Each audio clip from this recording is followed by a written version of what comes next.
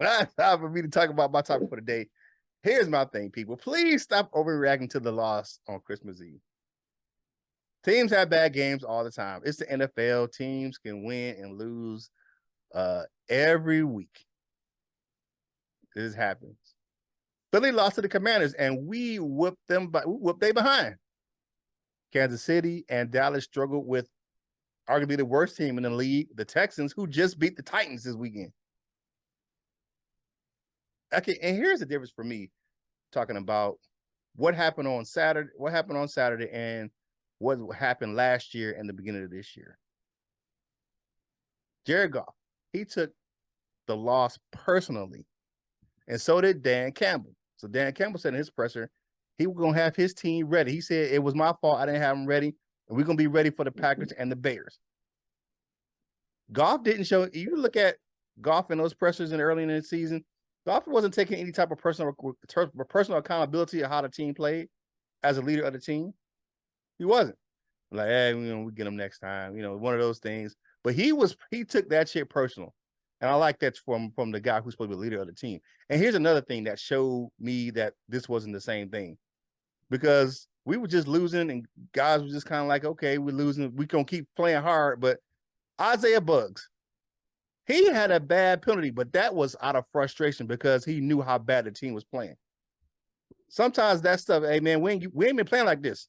So he got a little pissed off. I thought he might have been a lot. Sometimes dudes do that if they being held. If it's dirty play, it's like, man, come on, like, it's one time that you gotta show them what's going on. Yeah, but I think it had I think if it was that, and I think in my opinion, they were losing. He was frustrated because it had to be frustrating. You kept getting the ball. At that point, the Panthers was running the ball down a throat all damn game. I think the Panthers game was more of an anomaly than the team going backwards into the way they played earlier this season. The Lions are still a young team. We got to remember that, man. We still got a lot of first and second year players starting on this team. We have some veterans mixed in there, but we have a lot of young players on this team. And they still got to learn how to win on the big stage, right? But think about this. When the team was 1-6, most people didn't give them a chance to get to 7 wins. They were trying, they may win 4 or 5 now, but they won 7 games. They still in a position to make some noise. So calm down, people. Bottom line, to all the SOL fans out there, have a seat, sit your ass down, and calm down because you weren't making no noise when the Lions were winning. So don't take the opportunity now to be like, it's the same old Lions. You weren't saying that shit when they was winning that winning streak. So calm down, sit down. One loss does not mean that they're the same old Lions. Was it a bad loss? Yes, but every team has a bad loss, and we just ran into a buzzsaw on Saturday. All right, Coach Jones, what you got? You bobbing your head a little bit, man. What you got to think about this topic? Man, that was SOL-ish. Okay. I mean, they're not the same old line, but that was SOL-ish. Just because it was the biggest game of the season. We had a 7th seed in the playoff position right there in hand, and we couldn't cash a check in on a team that we are better than. So from that standpoint, it was SOL-ish. Now I do give the hat off to Jared Goff for standing up and taking it taking it kind of personal and stuff like that. Man, I just don't like the fact that Goff waits till we start winning. Now all of a sudden he want to stand up and be responsible. You know what I'm saying? He was like, when we were losing, he was like, you know what I'm saying? Like, so I mean, like I said, it's just frustrating. It's a frustrating game. I think it's bigger. I think the fans are more frustrated than the Lions team is.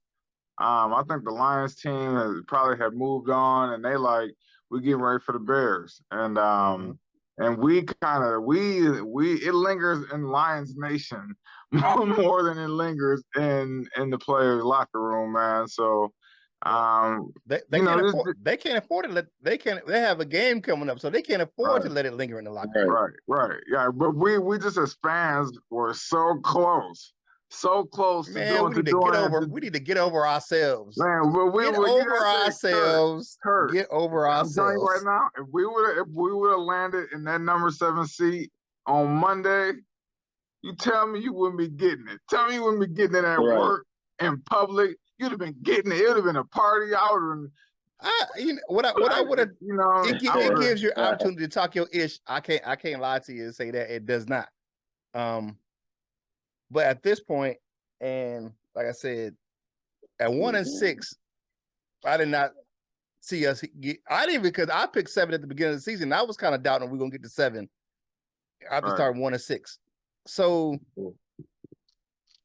I can't mess around and just say same on Lions when they went from 1-6 to 7-7. I can't. I'm not saying same old Lions, but that was a terrible loss. It was man. a bad loss. It was. I'm still not gonna say same old Lions, but I can understand. Like, I'm not mad at nobody who gonna say that. You know what I'm saying? It was a bullshit loss, man. Like that, it was a lot on the line.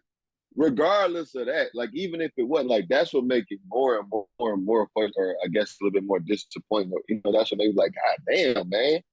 But like, I just like they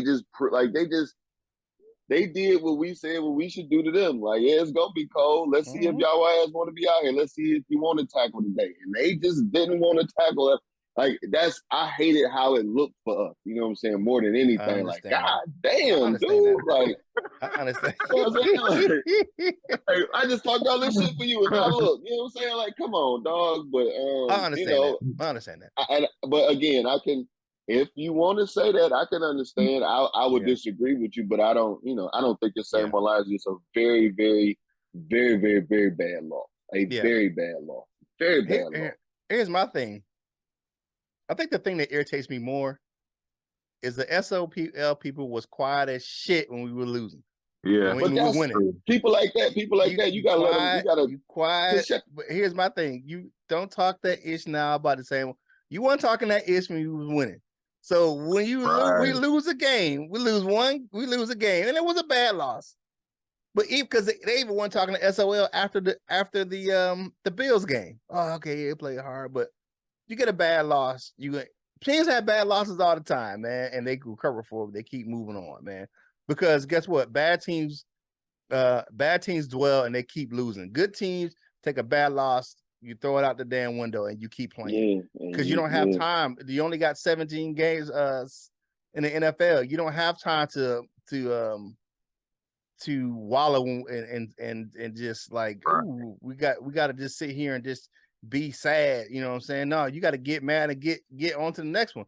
And that's what I saw from Dan Campbell yesterday. Look, he was like, we gonna come in here, we're gonna work, we're gonna do what we gotta do. The players are off tomorrow, they'll be back on Wednesday, and we're gonna come in here, we're gonna get ready for Chicago. And you know, and that's what you should be saying as a coach. Is that the right thing? Yes, but you shouldn't just say it, you should be doing it too. So, and I think that they gonna be going in and do that. And looking at talking about JMO, you know what I'm saying? You gotta look at Chicago, and they shut down a lot of their secondary has been shut down. They shut a couple people down. Brisker's still out there, but they shut a lot of people down in their secondary, and their defense has been shut down for the rest of the year. So, and then some of their wide receivers it's good. We have an opportunity to go in and just wear the Bears out on Sunday. Yeah, we have opportunity. They better do it. Hey, to hear what LL and Coach Jones had to say about this topic, man, tune into the full version of today's Lunchtime Detroit Lions Talk, brought to you by Detroit Lions on the Prowl, right here on your home for Detroit Lions news and rumors.